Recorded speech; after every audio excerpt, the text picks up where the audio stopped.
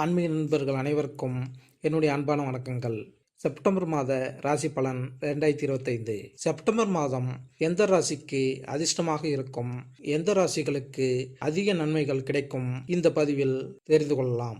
ஜோதிட சாஸ்திரத்தின்படி அனைத்து கிரகங்களும் ஒரு குறிப்பிட்ட காலத்தில் தங்கள் ராசிகளை மாற்றுகின்றன. இவை கிரக பெயர்ச்சிகள் என்று அழைக்கப்படுகின்றன. கிரக பெயர்ச்சிகளின் தாக்கம் அனைத்து ராசிகளிலும் காணப்படுகிறது. சில ராசிகளில் இவை நல்ல பலன்களையும் சில ராசிகளில் பிரச்சனைகளையும் ஏற்படுத்துகின்றன. செப்டம்பர் மாதத்தில் சூரியனுடன் சேர்ந்து புதன், சுக்கிரன் மற்றும் செவ்வாய் ஆகிய கிரகங்களும் தங்கள் ராசிகளை மாற்றுகின்றன. ஜோதிட ரீதியாக இந்த முக்கிய ஒரு மாதமாக உள்ளது. செப்டம்பர் மாத கிரக மாற்றங்களின் தாக்கம் அனைத்து ராசிகளிலும் காணப்படும். எனினும் சில ராசிகளில் இந்த அதிகப்படியான நன்மைகள் கிடைக்கும். இவர்களுக்கு இந்த மாதம் பொற்காலமாக ஜொலிக்கும். இந்த அதிர்ஷ்ட ராசிகள் பற்றி இந்த பதிவில் காணலாம்.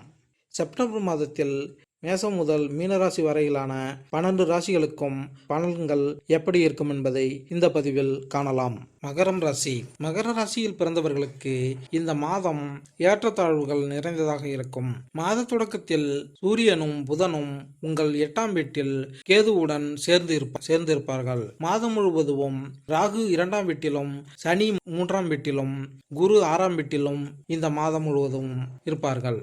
மாத தொடக்கத்தில் செவ்வாய் 9ஆம் வீட்டில் அமர்வதால் இந்த மாதம் முழுவதும் ஆரோக்கியத்தில் கவனம் செலுத்த வேண்டியிருக்கும். எந்த ஒரு முக்கிய நபரின் ஆலோசனையும் இல்லாமல் எங்கு முதலீடு செய்வதை தவிர்ப்பது உங்கள் நலனுக்கு நல்லது. இல்லையெனில் நிதி இழப்பு ஏற்படும் வாய்ப்புகள் இருக்கலாம். மாதத்தின் பிற்பகுதி ஓரளவு சாதகமாக இருக்கும். உத்தியோகத்தில் இருப்பவர்கள் தங்கள் வேலையில் நல்ல வெற்றியை பெறலாம். மாதத்தின் முற்பாதியில் உங்களுக்கு பதவி உயர்வு கூடும். வியாபாரம் செய்பவர்களுக்கு மாதத்தின் ஆரம்பம் மிகவும் சிறப்பாக இருக்கும். வியாபாரத்தில் முன்னேற்றம் ஏற்படும். மாணவர்களுக்கு இந்த மாதம் மிதமாக இருக்கும்.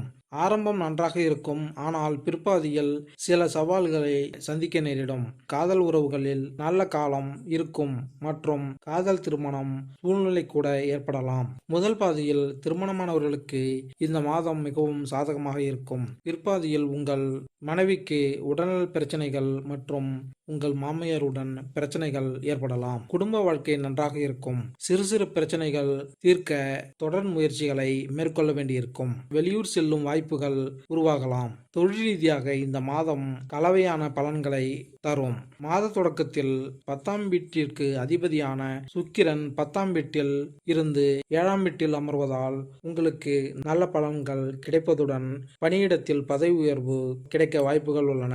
வியாபாரம் செய்பவர்களுக்கு இந்த மாதம் நன்றாக இருக்கும். மாதத்தின் முதல் பாதி வியாபாரத்தில் நல்ல முன்னேற்றத்தை கொண்டு வரும். இதன் காரணமாக நீங்கள் வியாபாரத்தில் பெரும் வெற்றியை பெறுவீர்கள்.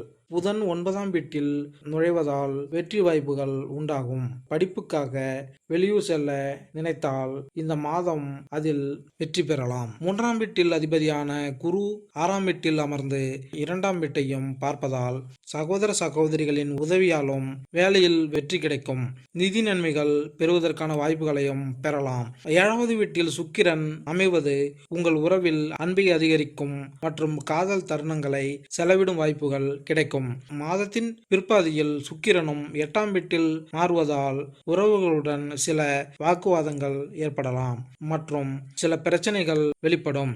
15ஆம் தேதி முதல் சுக்கிரன் 8ஆம் வீட்டில் நுழைவதால் உணவு பழக்கத்தில் அலட்சியம் காட்டினால் உடல்நல கோளாறுகள் ஏற்பட வாய்ப்புகள் உள்ளதால் கவனமாக இருங்கள். பரிகாரம்: வெள்ளிக்கிழமை கனகதாரா சோஸ்திரத்தை பாராயணம் செய்தால் நன்மை உண்டாகும். மேலும் இந்த பதிவு உங்களுக்கு பிடித்திருந்தால் லைக் பண்ணுங்க, கமெண்ட் பண்ணுங்க, மறக்காம சப்ஸ்கிரைப் பண்ணுங்க. நன்றி, வணக்கம்.